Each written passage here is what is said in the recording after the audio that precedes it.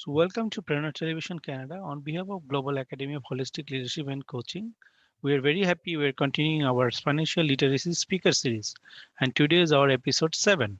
We're very happy that we are continuing this session uh, as a as a social responsibility towards our community members.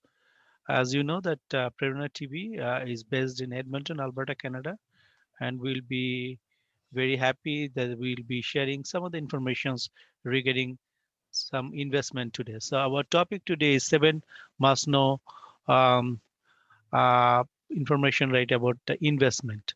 So today we are very happy that our regular speaker, our trainer, Mr. Bishwajit Borua is here with us, and he's a chartered professional accountant, and he's also a financial consultant. He is the owner of Growth Space Financial Solutions, and this Growth Space Financial Solution provide investment, tax, and insurance solutions. So he has a lot of experience in the industry. So we are very happy, Mr. Bishwajit Borua, who is a professional. He will be sharing with us about investment. There are key, we'll be speaking about few areas in investment, which is actually we must know about those investment. So thank you very much, Mr. Bishwajit Borua, for being with us. And actually, this is a collaborative effort that we are with Growth Space Financial Solutions. Thank you very much to Mr. Bishwajit Borua and also the Growth Space Financial Solutions for being with us and serving our community. Thank you very much. You can go ahead with your presentation. Thank you. Thank you. It's pleasure to be here with you, and it's my honor here and privilege to be with you. Just to introduce myself, I'm Bishwajit Barua. In my community and Indian community, I'm known as uh, Bishwajit, but out of these two communities, I am known as Bish. I'm a chartered professional accountant, a practicing tax accountant for both personal taxes and corporate taxes, and a financial consultant. Combination of these two things make me a finanius, meaning financial genius. I'm the founder, CEO, and president of Growth Space Financial Solutions, where I provide financial confidence to individuals and families by saving money, protecting financial future, and creating wealth. I also help people in making money by developing high income skills and training as future leaders for the financial industry. I'm an expert in first generation immigrants who are individuals and families of 25 to 50-year-old, employed or self-employed, mid-income people trying hard to realize their dreams, because I'm also one of you as first generation immigrant myself and have experience of managing self-employed people for over 25 years. I have exactly the same feelings and pain points as you do. That's why I understand the best. I understand you the best and possess the skills and expertise to develop and serve you. I can cut through the clutter, solve complex financial problems, provide financial education and awareness, and expert financial solutions to you for free. That's my introduction. Now, I would like to step into today's topic of investing. The topic is today the 7 must knows for your investments. So I will share my screen so that I can take you through that, and it's easier for you to understand the concepts.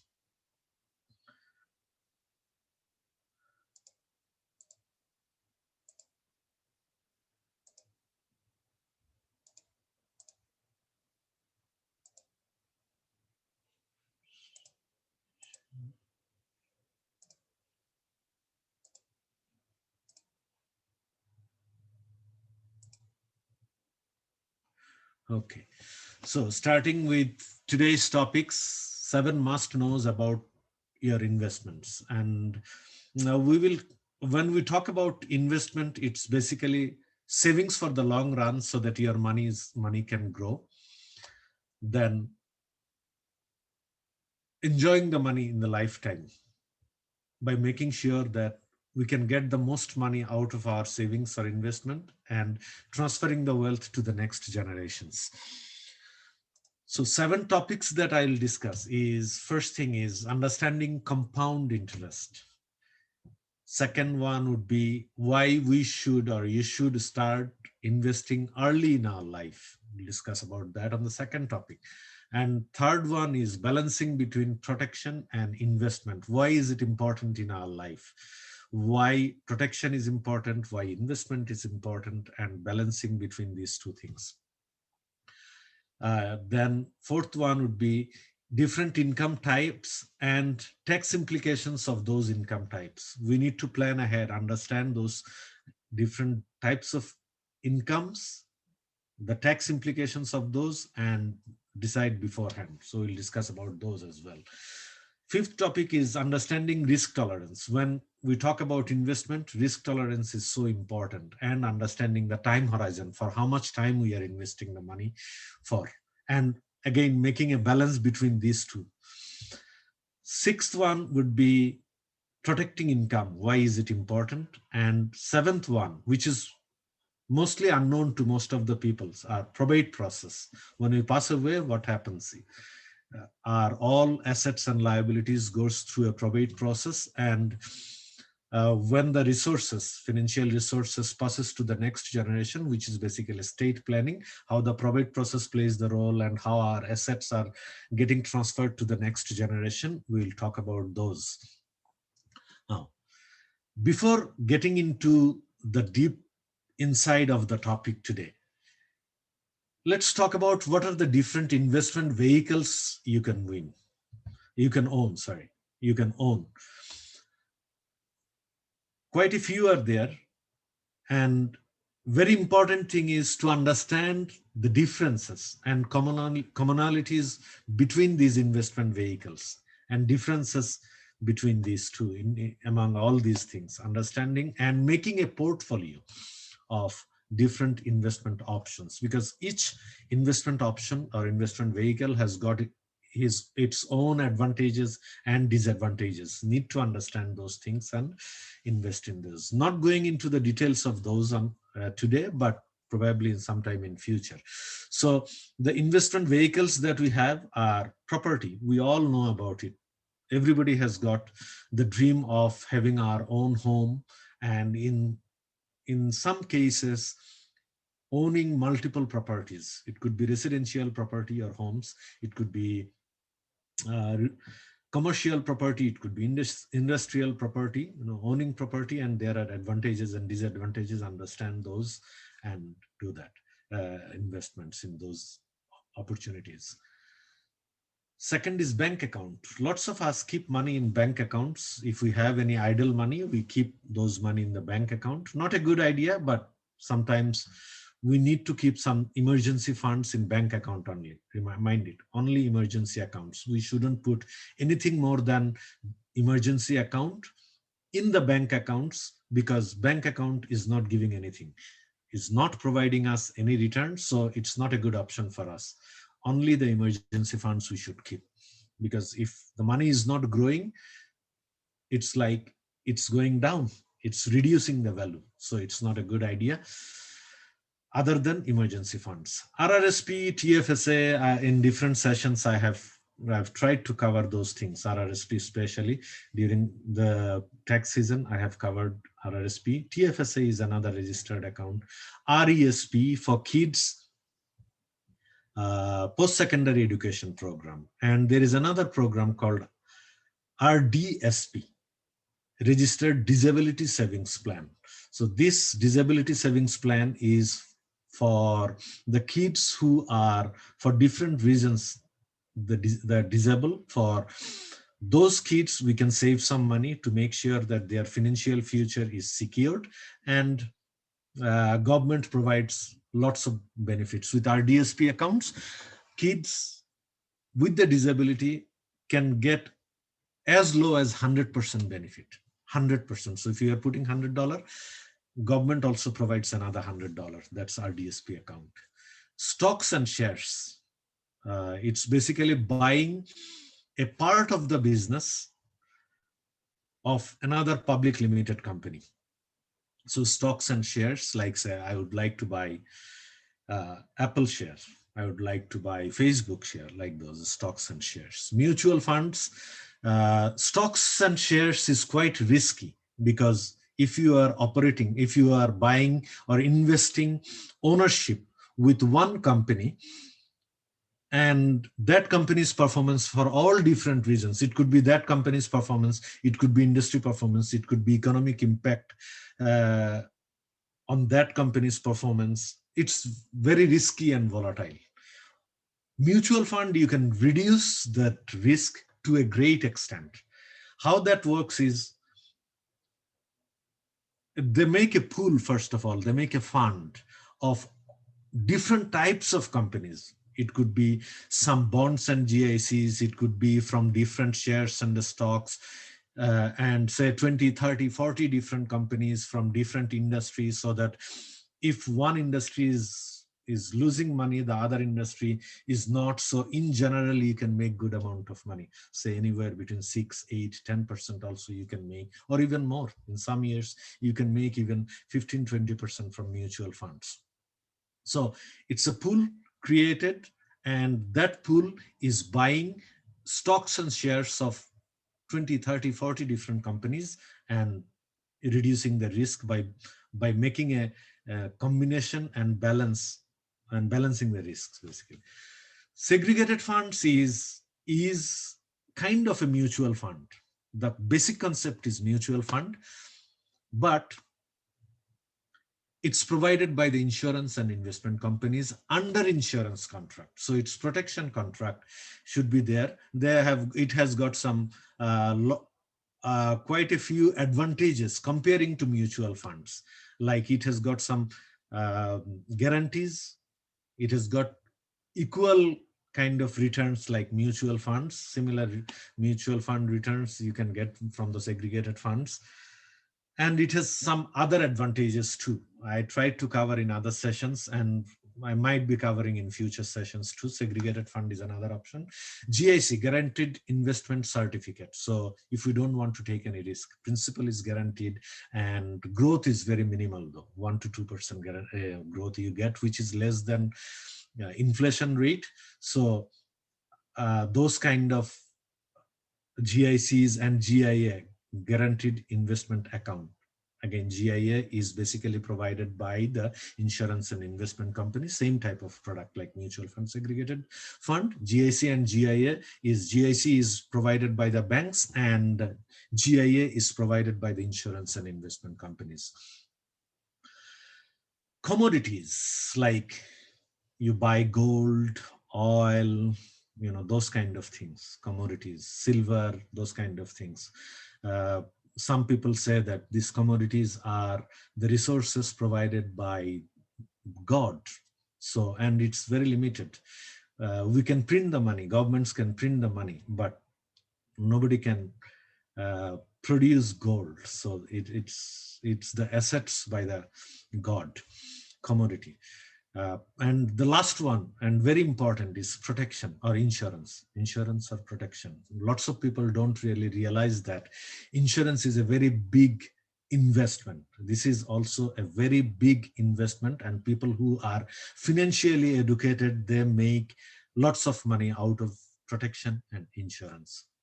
So these are the important investment vehicles we need to know and make a different combination. It's not that you have one only. You can make a multiple things combination. That is the best part to go ahead with those. So education about all these things and making a combination is important. But I wouldn't recommend to make up your mind on your own, because it's pretty risky, even for very common things like RRSP. RRSP, people think that, yeah, we can get some taxes back. It's true, but it depends on lots of other factors, that what you are going to do at retirement time. So you might be paying lots of taxes when you take the money out of your RRSP account. So it's very important that you understand the implication of all these investment options at different phases of your life, so that you can manage everything accordingly. You calculate what you might have in future, especially for the time that you are investing the money for, and understand those things, understand the implications of those investments. and then you decide and talk to a financial consultant before you make any decision. So talk to a financial consultant, get their professional expertise. Now, going on the first topic, it's understanding compound interest. Let me probably explain you, before I go on the compound interest part, let me explain you what simple interest is. Simple interest is simple. I'll give you an example. Say I'm putting in $100. I'm investing $100 and making, say, 10% interest for simplicity. So simple interest is, my principal is 100. I'm making every year 10% of it. So $10, $10, $10. That's simple interest. I'm putting in $100. On that $100, I'm making 10%. So basically 10%, $10, $10, $10 every month I'm making. That's simple interest. Now the compound interest, as the word itself is meaning, it's a little complicated. It's compound. It makes things a little complicated. How? That interest that you are making initially, $100. So after first year, you are making, in that example, is $10. So compound interest later on in the years, after the first year, that $10 is also making interest. So your interest is making interest. And on the second year, you get interest on $110. So say you make $11 second year. So your total interest is now $10, $11. So $21 plus your principal. In third year, you will make interest on $121.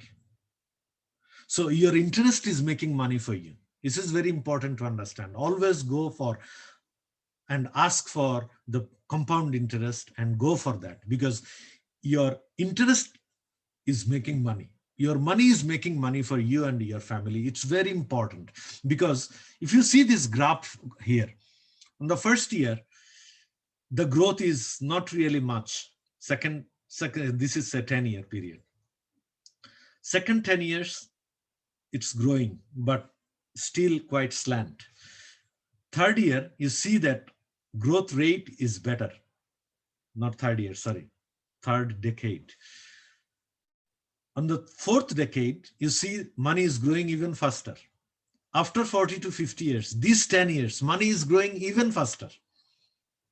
So your interest is accumulated. And when interest is also making money, interest is also working hard with your principal money, and your money is growing very fast. At some point in time, the growth rate is like a hockey stick growth. The growth rate is quite high. So it's very important to understand that your money is now working very hard. So it needs some time. There, my second topic is coming up, is why you should start saving early. You see that on the previous graph, in the beginning of your investment period, money is growing slowly. But towards the later part, money is growing very fast. So it needs some time to build the muscle strength. It needs some time to build the muscle strength so that it can work harder for you and make way more money than it made initial days. So it needs some time. So it grows much faster. Here in this example, you see here, when somebody is 56 and reaching 65, $200,000 in 9 years, $200,000 is becoming $400,000. So this 9 years, it's making $200,000. Whereas in the same period, initially it's making only $25,000. Now, how I came on this scenario here, on this case study. Let's say you are making 8% interest rate. So to make it simple, if we are making 8% interest rate, in 9 years, money should be double. It's another lesson, rule of 72. In 9 years, the money will be double. Basically 72 divided by 8, it's 9 years. About nine years, the money will be double. So somebody say, At 47, saving $25,000. In 9 years, making 8% interest. In 9 years, money will be double. So at 56, 25,000 became $50,000. So this 9 years, this $25,000 made $25,000. But next 9 years, $50,000, it, it made another $50,000. So it's now $100,000 we have. But this person has started saving at 47,000, so at 47 years old. Now, why I said that the money needs some time to build the muscle so that it can make more money. Now, this person on the second example on the right hand side, another person who is saving same $25,000 but few years early, say at 29, he invested or she invested $25,000. 9 years, it became double, 25. Next 9 years, it made $50,000. Next 9 years, it made $100,000. See, next 9 years, it made $200,000. So when it's building that muscle, it's making more money for you and faster. So if we are starting early in our life, if we are starting the savings or investment early with the same interest rate we are making, we can accumulate more wealth for us so that we can enjoy our retirement life for ourselves and for our family. So it's very important that we start saving early. Now, some people might say that $25,000, you are not joking, right? $25,000, it's a lot of money. Uh, Cash $25,000. Let me give you an example on my next slide. Say you are not saving a lump sum amount of money, 25,000, 10,000, 100,000, nothing like that. Anyone can save $100 per month. I'm sure I'm going to find very less people, very few people who would say that, no, I can't save $100 per month. If anyone is thinking that $100 savings is difficult, talk to me. I'll show you by probably analyzing your costs that you are spending money on. I can show you that without even thinking, how can you save multiple, not 100, multiple, two, three, $400 every single month just by bringing the discipline. Talk to me. You have my number up there. So I can help you out with that. So if you are saving $100 per month, and in our example, say we are making 6% every month, compound interest again, getting 6% compound interest, $100 savings. In 20 years' time, we can save $24,000. If I am at 45, by 65, which is 20 years, at 6% compound interest, I can make $22,000 plus in interest. So by the retirement age, that $100 every month will make $46,000 for me, given that it's 6% interest rate. Now, again saying, why starting early in our life, not at 45. Let's say we are starting 10 years early at 35. Now, let's say 35. So we get 10 more years. These 10 more years, we can save $12,000 extra. But same interest rate if we are making, at 65, we are making more than $100,000. Same interest rate, more than $100,000 we can get at our retirement age. So just started 10 years early, but making more than double comparing to the 45-year start. Now, go back again, not this time 35, another 10 years early, 25. If we are starting at 25, we can save $48,000, $100 per month. But at the retirement age, what we can get is more than 4 times, about $200,000. So this is the reason that same amount of money, if you start early, you can make fortune out of it. You are thinking $100 is nothing, but it's a lot of money at the retirement age.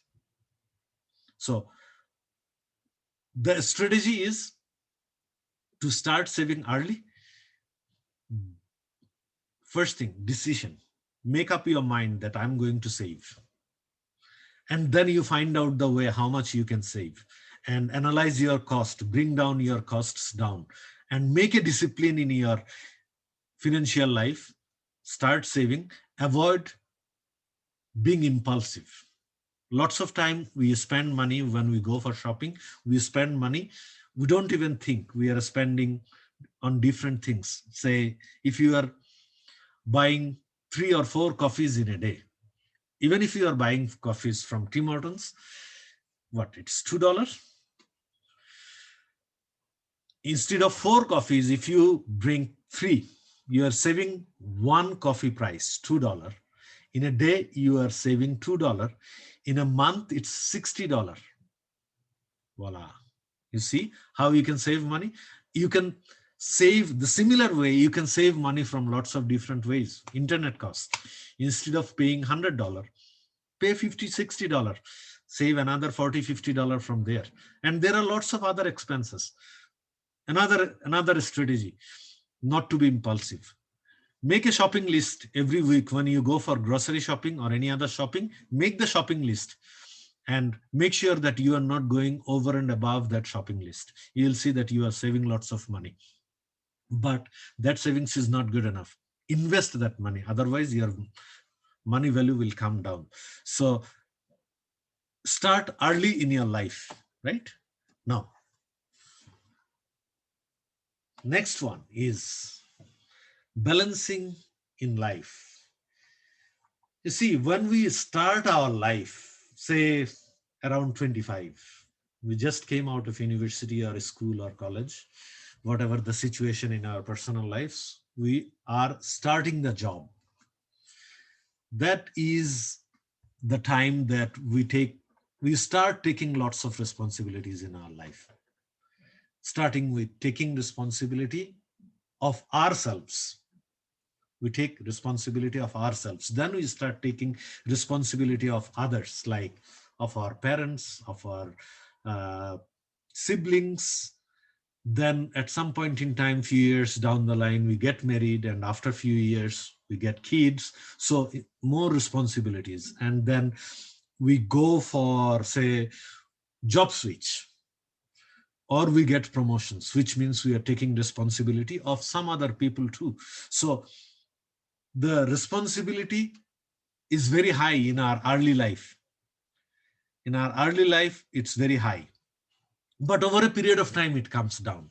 Like the way, say, when your kids will be around 20, 25, they will go out of home, they will make their own life slowly. And then when they come out of home, we came out of home the same similar way, right? So when we come out of home, our parents, their responsibility comes down. The same life cycle is in our life too. When our kids will grow up, they will start their own family, our responsibility will come down. So our initial life, high responsibility, and slowly it goes down. But the interesting thing is our income is also very low in the initial period. So you see the gap there.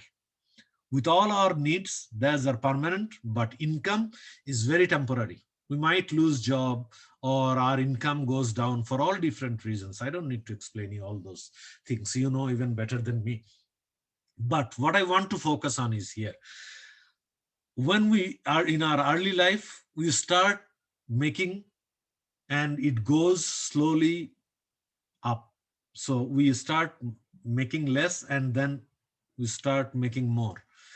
So income and responsibility gap is quite high. Around say 30, 35, we have got quite a high responsibility. But income is not growing at that age because it's all active income. Now this gap, how to manage that? You see the life itself has got if, and we are talking about two ifs today. So the first if is, if we die too soon. What if we die too soon? So the gap is quite high. Probably young family is there for us, and they have their own needs. If I pass away soon, if I pass away, so one if of life, what will happen? Responsibility is high, income is low. What can we do? The strategy is protect your income. We protect lots of things. I bought the laptop. and probably bought the insurance too, so that if anything goes wrong with the laptop, I can get the replacement of the laptop. I bought the car. I'm forced to buy the insurance because it's the system. It's discipline by force in our life. So I have protection for my car. I bought a home. Home insurance is there. Home protection is there. If anything goes wrong, it was not my choice, honestly. It was not my choice. It's bank's choice, because I had a mortgage and bank said, if anything goes wrong, I need my money back. Bank needs their money back. So they said, if anything goes wrong with your house, you need to get the insurance so that I can get my money back. So we got the insurance too. We protect our home, we protect our car, we protect our laptop, cell phone, and whatnot. But we don't protect our income. So income protection is extremely important, because we have this gap, very high responsibility, but low income. If anything goes wrong, we need to make sure that we are protecting income, our family gets our replacement income, and that income will give them some time to adjust their lifestyle, to look for one or more income generation opportunities or income streams. So it's very important that we protect our income. In the second half of our life, hopefully we have created enough wealth that we don't need to worry about it in our retirement life. By that time, responsibility comes down. But if we are not creating the wealth, then wealth might not be there, might be anywhere here. So we need to create enough wealth so that we can run our family.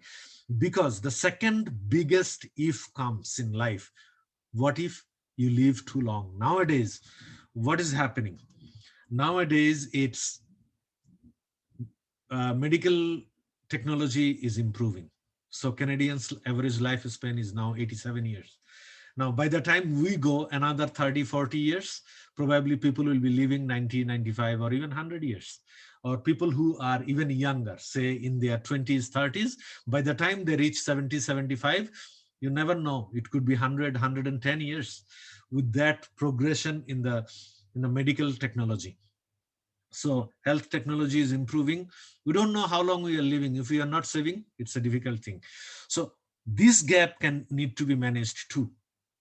How to manage that? The strategy is investment. You need to start investing early in your life. I told in previous slides that early in our life, we need to start investing. Now, as a financial professional, what we do is making a balance between these two, income protection and investment. And it's very important. Listen to this part very minutely. Very important to understand that nowadays there are very innovative products where you can protect your income and you can make investment using the same investment vehicle.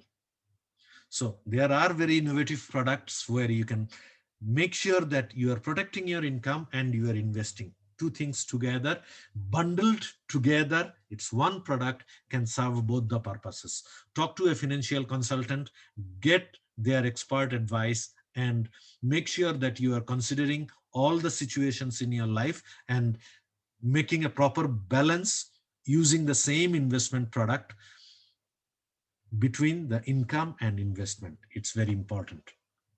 Now, going into different types of income, meaning this income means the income that your money is making, not as an individual we are making. Not as an individual, your money is making. I'll talk about here 5 different incomes. First one is the cash savings, putting the money in the bank account. It's not a good option. I told you already, it's not a good option, because when you put that money in your bank account or cash savings, it's not making any money. So it's no income. When it's not making any money or hardly anything, tax implication is also there, right? I mean, whatever you make, you pay for that too, right? Second one, interest income. Interest income, the example that I gave you is $100, you are making $10 interest. So that $10 is interest income. And interest income, the most important thing, taxability. especially in countries like Canada. Before, let me explain you this part before I discuss these four different aspects.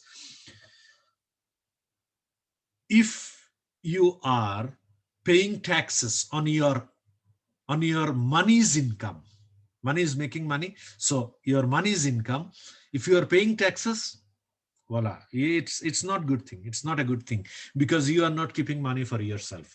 Like say interest income, you are making $10, but you pay taxes on full $10. 100% of interest income is taxable. 100% of interest income is taxable, and it's added with your current employment income or business income or whatever income you are making by yourself. So your money is making money, that is added on top of your money, and you are paying taxes on the top, which is basically at marginal tax rate you are paying.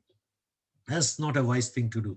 Dividend income, when you buy the stocks and shares, those kind of things, you earn money from that investment. So you bought the ownership of a company, and that company is making money by investing your money, and out they're making profit after all the expenses.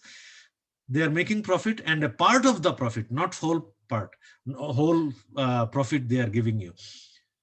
A part of the profit you are making as dividend, and that dividend income is at least 16% less taxable in Canada. So you pay 16% less tax, which means you are keeping that 16% money for yourself, for your family. So dividend income is better than your interest income. Now, capital gain income. Capital gain income is basically coming from your capital assets. What are the capital assets?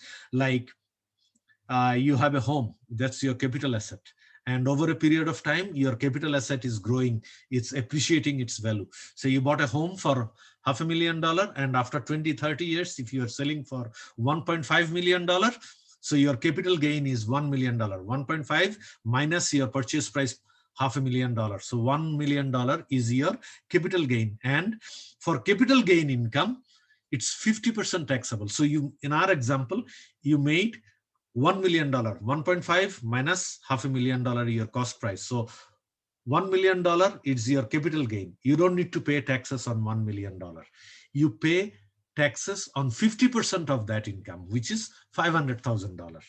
So capital gain income, you keep way more money for yourself and your family. It's very important. Now, I know most of the people, because every month, say I talk about 90, 100, on an average, say 100 families every month I talk to. And when I ask any idea of which are the incomes that you don't need to pay taxes on, people can't answer, because we don't know. That's normal. It's nothing wrong in it. Now you are knowing it from me that there are two types of income in Canada that you don't pay any taxes on. And one is if you are winning lottery. If you are winning lottery, you don't need to pay any taxes. And second thing is, if you are getting any proceeds from your insurance company or your protection company under insurance contract or protection contract, you don't need to pay any taxes. So remember, lottery winning is different. It's not finance, it's luck. And who knows, I might be winning too, right? If you are blessing for me, I might be winning too. So, but forget about that. It's not money management, it's luck management. Luck is not, it's not even probably 1%. So second thing is, if you are making money from, of your earning money from any insurance contract or protection contract, you don't have to pay any taxes on. So that's a big investment. You see, even on capital gain, you pay taxes on your 50% of your income. So you pay taxes, but if you are investing for your protection, you are protected. And at the same time, you get tax-free money. So it's very important to understand that. And most important thing is, out of all 4 or 5 options, most important thing is you need to plan ahead of time. You have done something, and after 20-30 years, if you are trying to make things different way, it doesn't work like that. You need to decide well before you start investing. So that's very important. That's why I say that talk to a financial consultant, make your plan accordingly, so that you have a good portfolio between all these options to make money, so that your money is working hard for you. Now, relationship between investment, risks and returns. Put it simply, if you take low risk, your return is also low. I'll give example. So low risk, low return. If you take more risk, higher risk, your return is also higher. If you take even more risk, your return is even more. But I'll focus on one thing here because I see this thing with lots of families. That's why I'm sharing this with you. If you are investing the money for longer term, say you are saving money for your retirement, which is 20, 30 years down the line. So you have 20, 30 years, time horizon is important. If you are investing the money for longer term, 20, 30 years, or even 15 years, you can take lots of risks. And if you are taking risk, you can make more money. But what I see in lots of families is investing for long run, but not taking enough risk. Investing in GIC bonds, which are providing probably 1 to 3% return. Around 2% return usually, not more than that. If you are lucky, you might get 3%. So we invest for the long run, but we don't want to take any risk. And that way we are taking the most risk because our money is not growing. Our money has to grow. And in the long run, if we are taking more risk, we can make more money. In the short run, 1 year, 2 years, 3 years, don't take risk. Don't take risk if you are investing the money for any reason for a shorter period, 1, 2, 3 years, or even 5 years, don't take any risk. But if you are investing the money for longer period of time, 15, 20, 30 years, go for higher risk, you will be making more money. In the journey, that 15, 20, 30 years, some years you will be losing. Who cares? You are not going to invest, you are not going to encash that money. You are not going to withdraw that investment. So doesn't really make any sense. Because if you are losing money, that's you are losing in paper. You are losing in your mind. You are not losing anything. In the long run, 15, 20, 30 years, you will be making at least 7, 8, 9%. Then on an average, if you are making say 9%, 8%, how much money you are making? 8% if you are making, 9 years, you make the money double. In 18 years, you make your money 4 times. In 27 years, you can make your money 4 times. So don't make that mistake. If you are saving for any reason, if you are saving money for shorter period of time, don't take any risk. It's not a wise thing to do. But if you are saving money for longer term, take risk. Take risk. You will be the winner, guaranteed. Why? Your money will be invested in what? Right? In segregated funds, mutual funds, all those kind of things. So they will provide you more return because the more risk you take, long term you have, average return rate will be much higher and you'll be making lots of money. So short term, don't take any risk, but long term, take more risk and make more money. But again, I'm not really suggesting you, this is a guideline that I'm giving you, but not suggesting you to invest your money without professional consultation. Talk to a financial consultant and then according to his suggestion, invest, because he understands and he can provide you better suggestion because of his educational background, because of his professional experiences and diversified experiences. He can provide you better suggestions. So talk to a financial consultant on that. Now, why protecting of income that I discussed is very important. I'm just giving you a pictorial example here. 3 pictures are there. One on the left hand side is family with you, and one is without you, and the third one on the right hand side is without you but income is protected. Let me explain one by one. Family with you, when you are there, either of the spouses, male or female, one is there, you have regular income. You can take care of all your expenses, grocery, bills, mortgage, debts, tuition fee for yourself, for your kids. You can take care of everything and nothing is wrong. Everything is going smoothly. But think about a situation. For any reason, God forbid, nothing should happen. But if it happens to lots of people. I see families collapsing, and it happens. So if it happens, say for any reason, you became disabled, accident, sickness, or whatever it is, you became disabled and you are not in a situation to work for 6 months, 1 year, few years, or even permanently. What will happen with your income? If you don't have your income, where the bills will come from, where the money will come from to pay all of your bills, to pay all of your mortgages, all of your debts, probably you will be taking even more debts. Not a good thing. If you are sick for any reason, for 3 months, 6 months, 1 year, 2 years, anything goes wrong. If anything goes wrong with your life because of sickness or accident or whatever the reason is, if you lose income, what will happen with your family? Here is the second one. If you are not there, you don't have any regular income, your all expenses will collapse, your family will financially collapse. Now, you are gone, or forget about it. That's extreme negative. You are there. You are also suffering with your family because you can't make money for any reason. You can't make money, you are also suffering. So it's not a good idea. The strategy is income protection. If I'm not there, or if my income is not there, I might be there.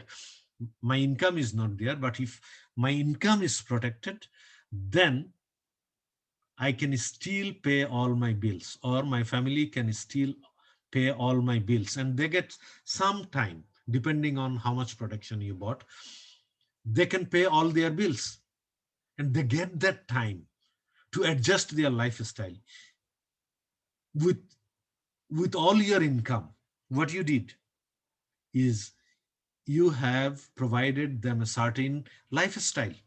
Now, when your income is not there, or if you are not there, the lifestyle will collapse, and everything will financially will collapse overnight. You don't want that to happen. So your family will get few years of time, if the income is protected, to adjust their lifestyle. And probably your spouse will get few years of breathing space to find out another income stream. Your kids, probably they will grow by that time and can work out another income stream. So it's very important that you protect your income. Now, these things you can't do everything on your own. It's just the concept I'm providing. Talk to a financial professional to get the concept. Most financial consultant, including myself, we provide the consultancy for free. So don't need to worry about it. You just talk to them, they will provide you all the basics. Now, estate planning. State planning is something when we pass away, this is what we go through. All the assets and liabilities become the assets and liabilities of our estate. Now it's nothing. It's it's just to say I'm a person, I'm a legal entity. My name, my SIN number, my business, my income, I can go for any legal contract. So I am a legal entity. When I pass away, instead of me, I'm not there. Instead of me, the all assets and liabilities will be of my estate, Bishwajit Barua estate. That's it, Bishwajit Barua estate. Now that state goes through the process. It's a legal process run by the provincial government. Run by the provincial government. It's very important. It's provided by the provincial government. And that process is like your assets and liabilities are going through that, become the assets and liability of your estate, and government through the probate process will decide who are the beneficiaries of these assets, who are the creditors of these assets and liabilities.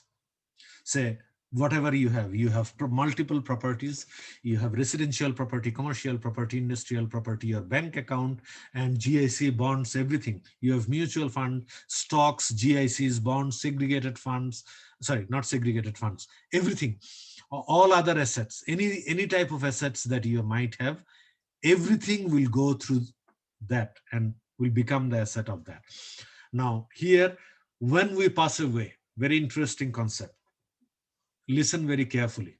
We are not really aware of this because we didn't see this happening with the first generation immigrant more frequently. It will come in 10, 15, 20 years down the line.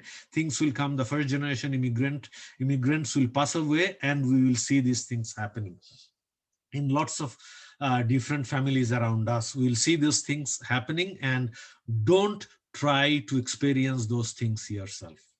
For sure, you don't want to do that. So all those assets will go there, will go through the process, and the first beneficiary will come there is government. Government is the single most beneficiary out of any dead cases. How? If I'm passing away, my properties will change the ownership. It will move to my next generation. And whenever any ownership change is there, tax implication is there. And there government comes and government gets their own share. And it's a very big share. Let me explain you how it's going to happen. Say I passed away. I'm leaving, say, $2 million assets in all different ways. Property, bank account, mutual fund, stocks, GIC, bonds, any other funds or anything, $2 million. And this $2 million, I was the owner. Now my two daughters are going to be the owner of those two assets. So say they are taking equally, $1 million, $1 million. According to Income Tax Act in Canada, Income Tax Act, this ownership change, my daughters are going to be the owner. So each of them will be on that year will be the owner of $1 million and $1 million transfer of ownership. Now that year, say 21 or 2030, doesn't matter. Say 2030 or 2050, that year it's happening. $1 million owner or income will be my older daughter, and $1 million income for the younger one. So they'll have to pay taxes on $1 million at marginal tax rate 50%. In some provinces, it's even higher. In Ontario, it's more than 54%. So for make it simple, 50%. So $1 million, 50% of $1 million will go to government. They'll come and take that money away. So from my daughter, they'll get $500,000 as tax. And from my another daughter, they'll get another $500,000 taxes. So $1 million is gone in terms of taxes to the government just because ownership is transferring. No, this $1 million, think about it. $1 million is a hard-earned money that I have saved throughout my lifetime. Just because I didn't plan everything properly, I'm not even aware. My kids, my families are suffering. They are not getting $1 million. It's going to the government. So taxes are the ways when ownership transfer is taking place are going to impair us. I'm sorry to use this word, but financially will make our kids, our next generation impair. Because where they will get that money, $500,000, total $1 million, where they will get money from? They will have to sell a part of the property and then pay taxes and then become the owner of the rest $1 million. That is what is going to happen. If I have any debts, the creditors will come. After government, creditors will come. Say if I have mortgage, if I have any loans to the bank, if I have any credit card debt, line of credit, anything like that, those creditors has got preference. According to Canadian rule, income tax rule, the creditors will get preference before any family members. It's my hard-earned money, but they will get their money first. And then the beneficiaries or the next generation will come. The probate fees. This is a provincial process. Probate fees could be tens of thousands of dollars, depending on how much asset you are keeping for your next generation. Probate fee could be anywhere around, say, 2% on an average, 2%. So if you are putting in $2 million assets, $40,000, lots of money, especially when you are not there and your family needs money. $40,000 is going to be nowhere. So plan that accordingly.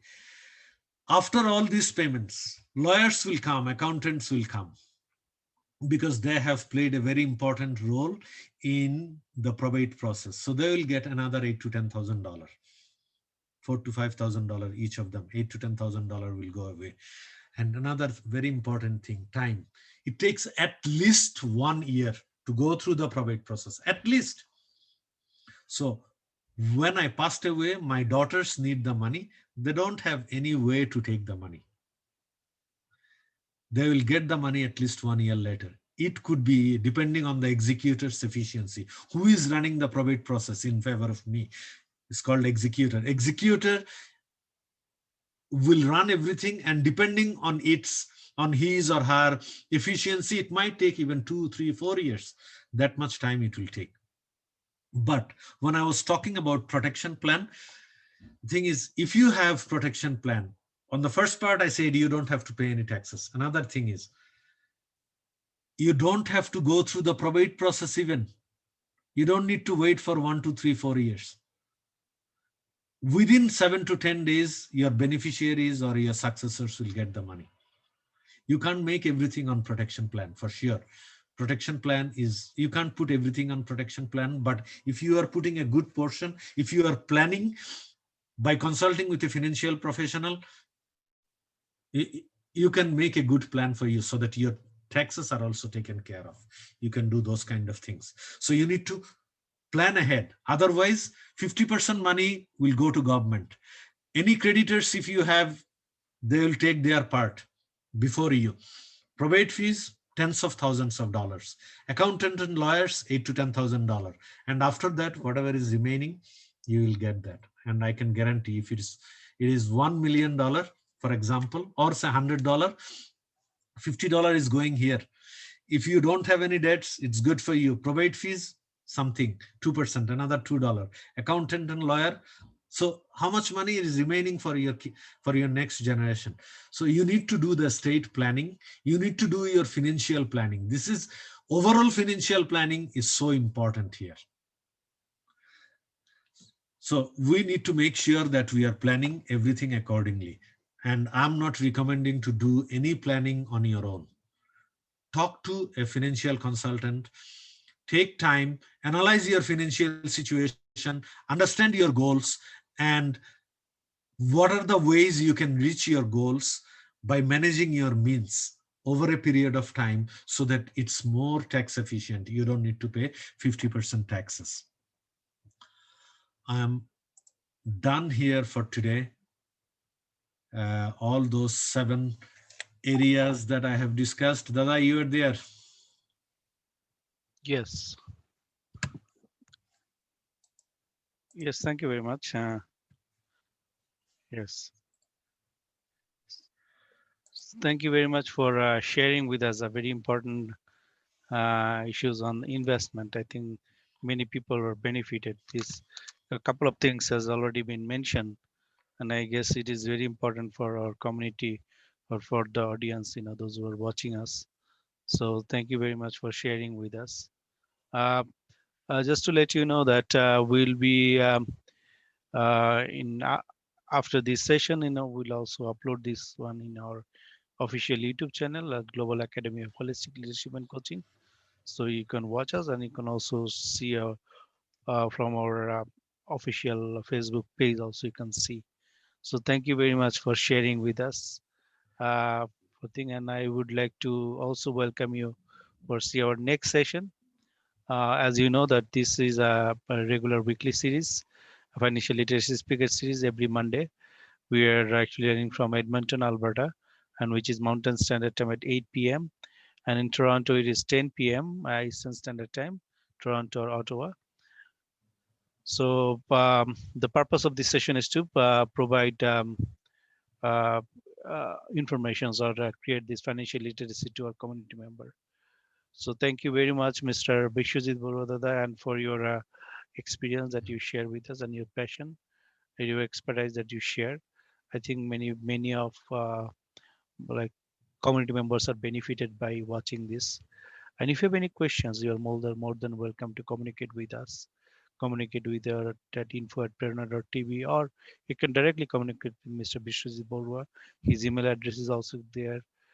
You can directly communicate with him and you can get information right from him. So with that, I would like to thank you again and welcome you to watch our next session. And stay safe and stay blessed. Thank you.